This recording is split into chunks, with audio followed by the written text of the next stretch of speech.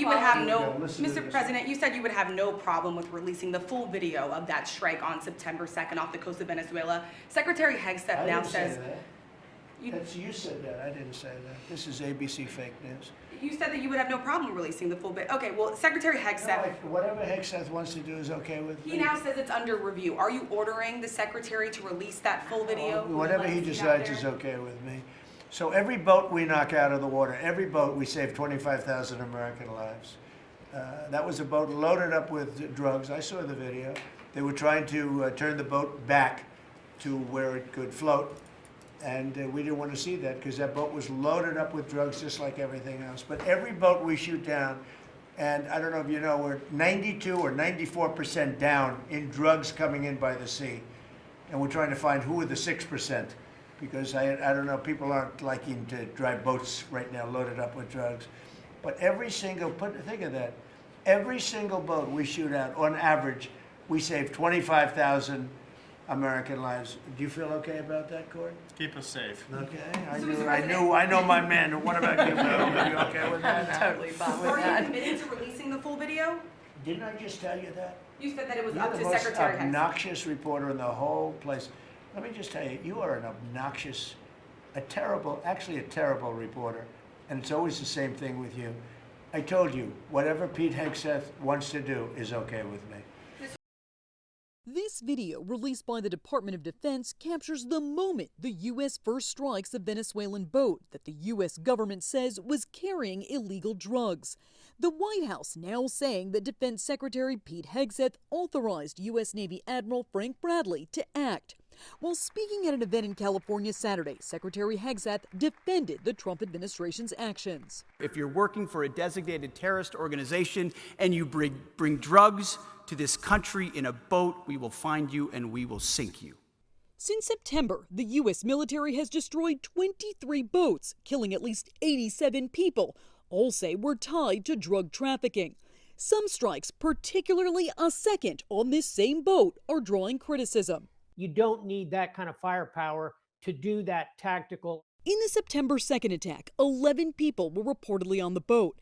After a first strike, 2 survivors were seen clinging to the wreckage, according to some who have seen video of the full attack. Then, more strikes, killing them and sinking the vessel.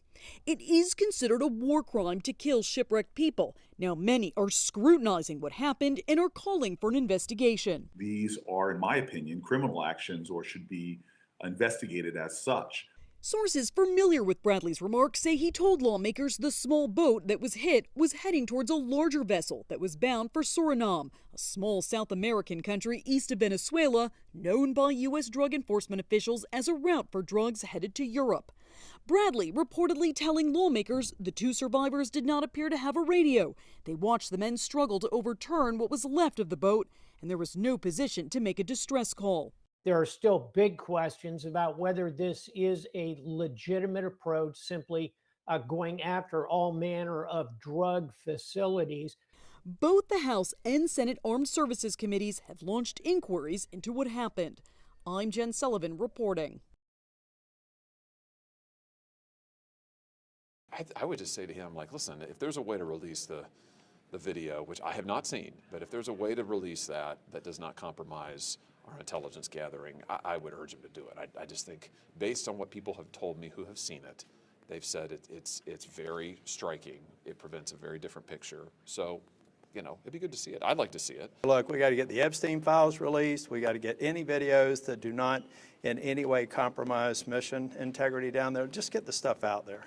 And what do you think? How do you think people will react? Voters will react if they don't? I think we need to see. Everybody's trying to think about what's in it. That's why it's so important to get the videos out there so we can objectively take a look at it ourselves.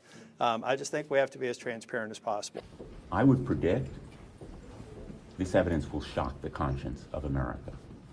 It will shock America's conscience if it becomes public, as it must, whether it's tomorrow or next week.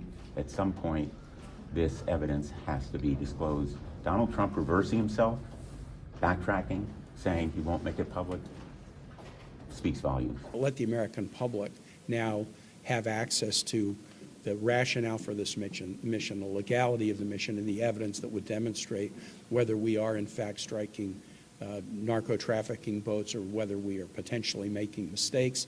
We struck a submersible.